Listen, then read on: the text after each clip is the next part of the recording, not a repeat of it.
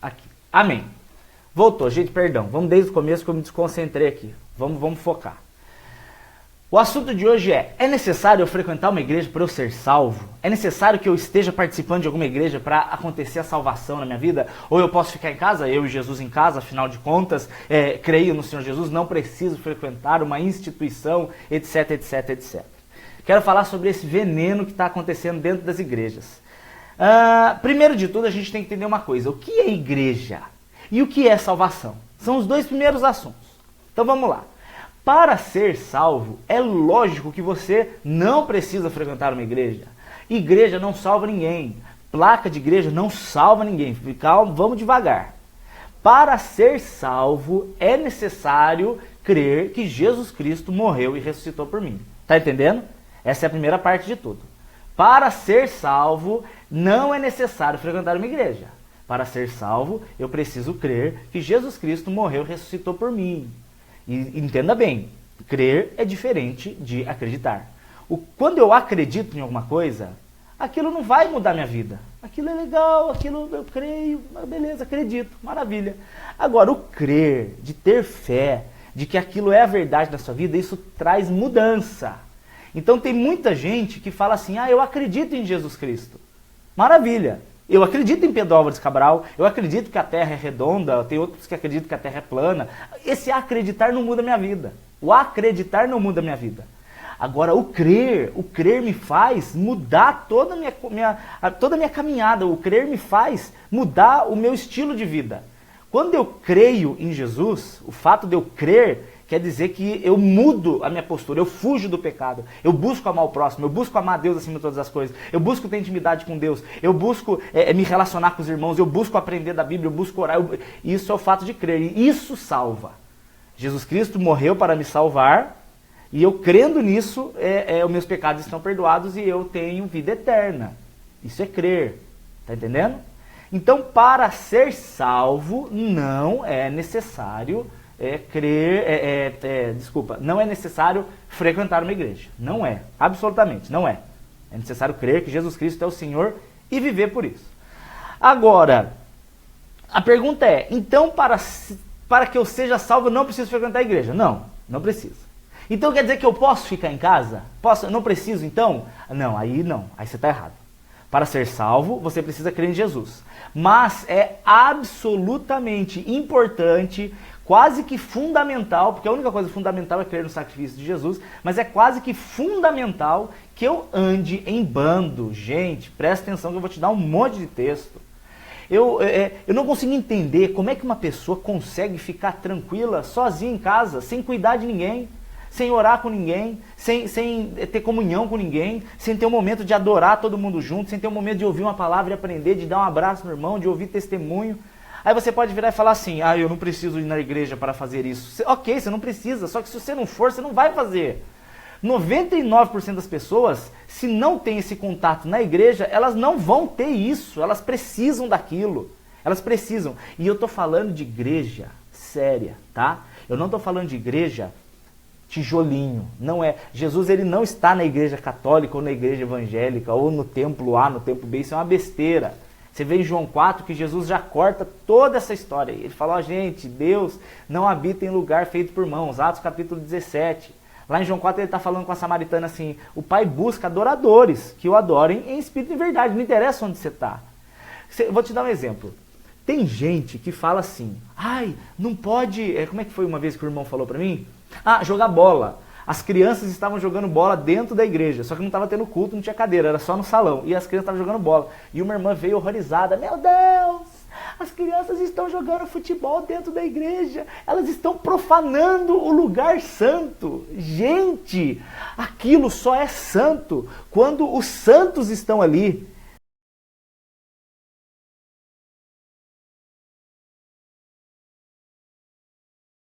Presta atenção, santos são aqueles que creem. Então a igreja, o salão, o templo que eu estou falando, se não tiver ninguém ali dentro, Jesus não está ali.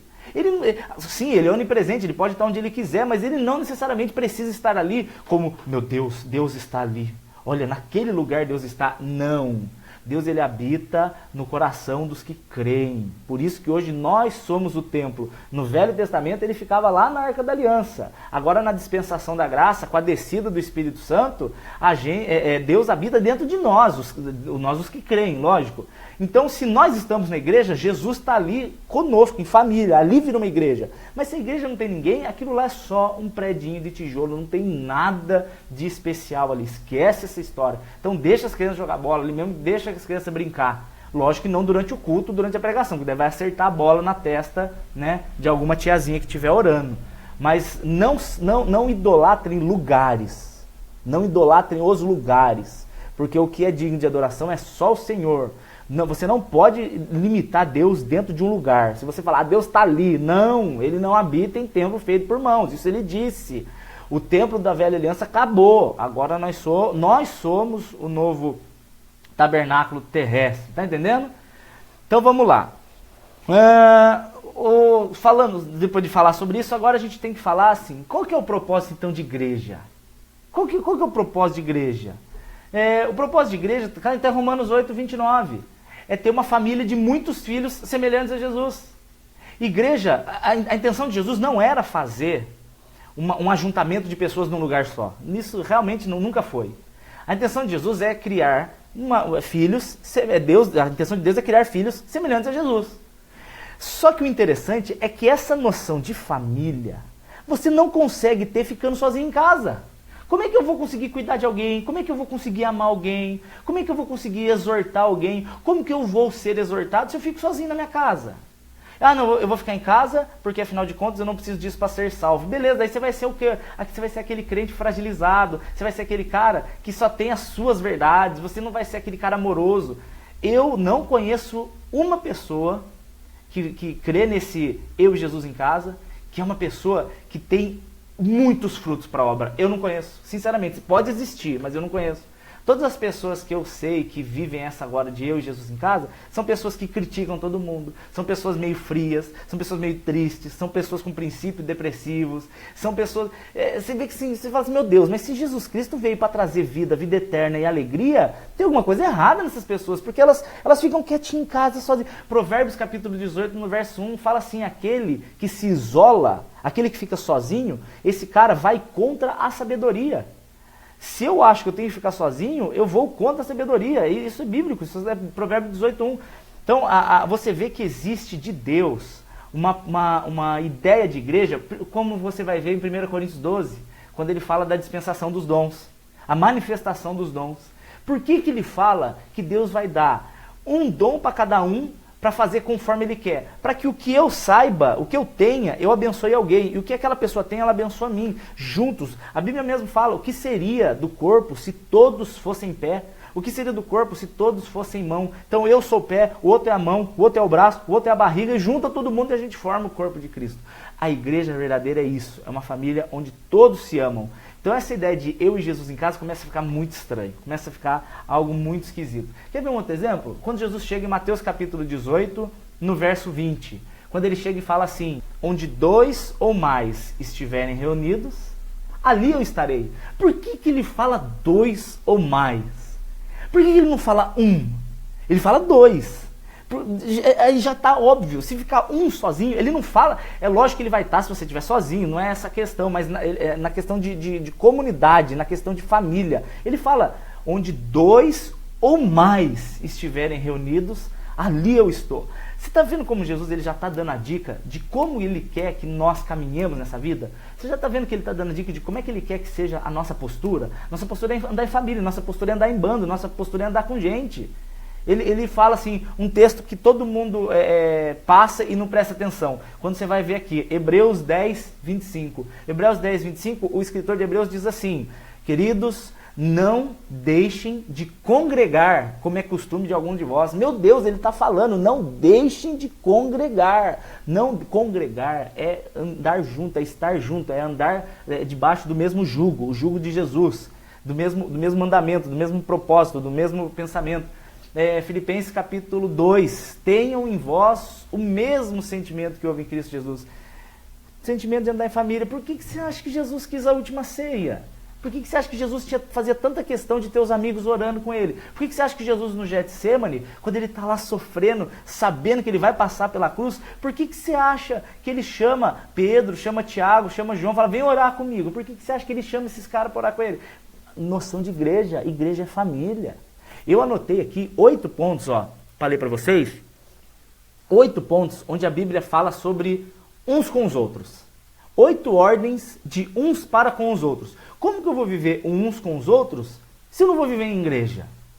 Olha só, ele fala, por exemplo, em Romanos 12, 16, para que a gente tenha um sentimento de se importar uns com os outros. Eu preciso me importar com o meu irmão, eu preciso me importar com o que está acontecendo com ele. Se na minha casa está com muita comida e na dele tem pouca, eu tenho que ajudar ele sim, senão eu não sou igreja, senão eu não estou entendendo nada. Você vai ver, por exemplo, Filipenses 2,3 fala assim, considere um superior uns aos outros, um superior ao outro. Eu tenho que considerar você superior a mim, e você me considera superior a você. Superior não de importância, mas de estima. Aí eu fico preocupado em te cuidar, e você fica preocupado em me cuidar. Um com o outro, isso é noção de igreja. Outro, 3, aceitem-se uns aos outros. Romanos 15:7, do mesmo jeito como Cristo vos amou, vos aceitou.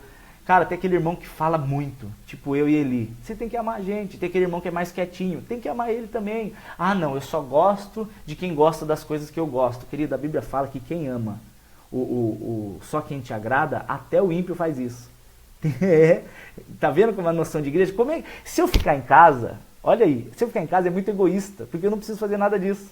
Eu não preciso amar eu não preciso considerar o próximo, eu não preciso disso. Estou em casa, é fácil demais. Fácil demais. Ele fala também em Colossenses 3:9 para não mentir uns para com os outros. Ele fala em Efésios 4 para que nós sejamos dóceis. Dóceis. Gente, como falta isso na igreja. Você fala uma coisa, a pessoa responde grossa, ou a pessoa te trata umas respostas cavala. Docilidade, entender o outro. Amor, encorajem uns aos outros. Hebreus 10:24 está falando que encorajem uns aos outros. Como que eu vou encorajar alguém ficando na minha casa? Como que eu vou encorajar alguém se eu não ando em bando, se eu não ando em igreja? É muito esquisito. Muito esquisito.